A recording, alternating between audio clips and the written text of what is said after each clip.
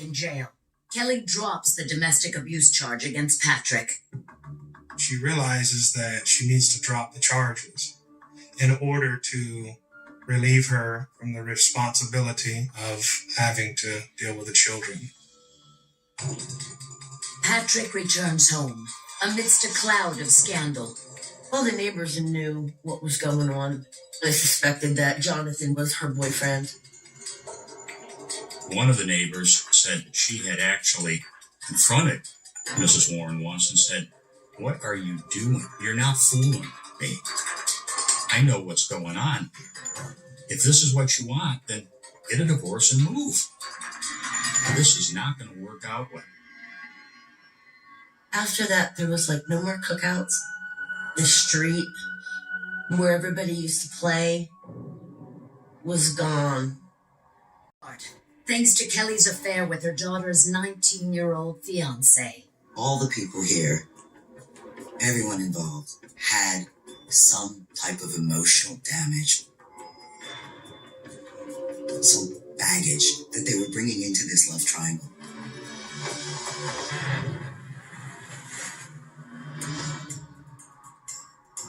On Friday, April 4th, 2008, Patrick admits the family has hit a new low. I remember my dad saying, "This is the last of my money. I just drained my bank account."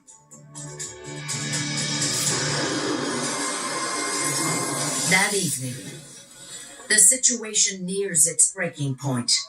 It was a Friday night. Mr. Warren had gone across the street because he had been invited over by the neighbors that lived there to a barbecue. Of the home where Kelly and Jonathan are, and tells Patrick that he's basically been kicked out because they want to watch an adult movie.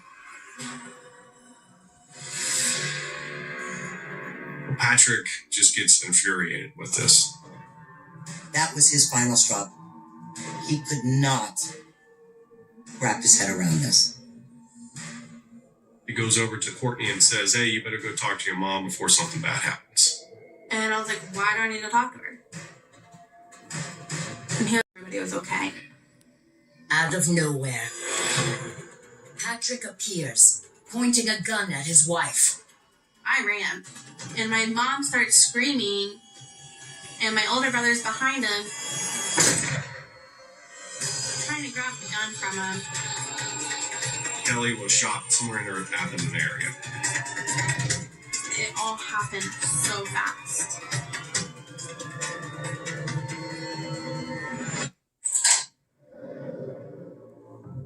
Jonathan had to barricade himself behind the door. PJ is determined to get the gun before anyone else gets hurt. As they're wrestling over the gun, Patrick shoots himself in the chest. It enters and exits, so it goes through both of them. I started screaming, "My brother's shot!" PJ gets on the phone. He calls 911. 911, you need sheriff, fire, ambulance. I was shot, help me. What happened? I was shot, get help me. Go ahead, help me. Okay, what's the name of the street? Acorn.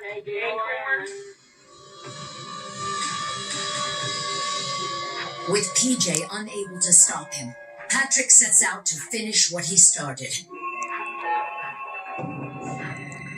911, sheriff, fire, who's shooting?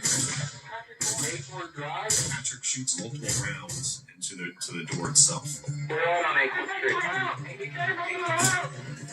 You're breaking it up.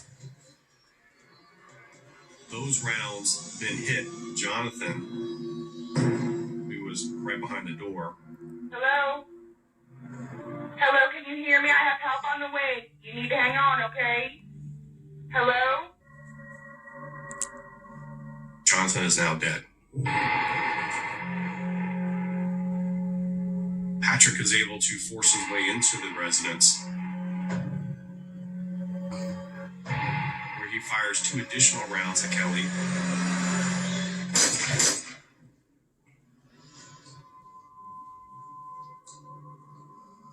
Patrick then walks away from the residence.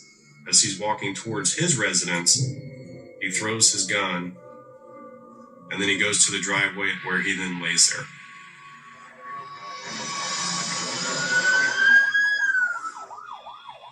PJ and Patrick are rushed to the hospital.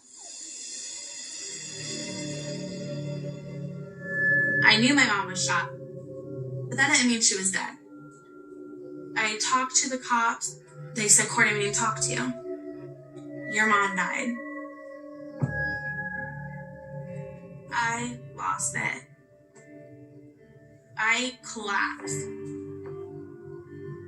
My legs fell out from under me. I'm sorry. I don't tell this very often.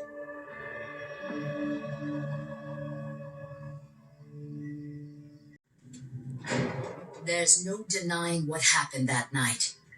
Neighbors in the tight-knit community saw and heard everything.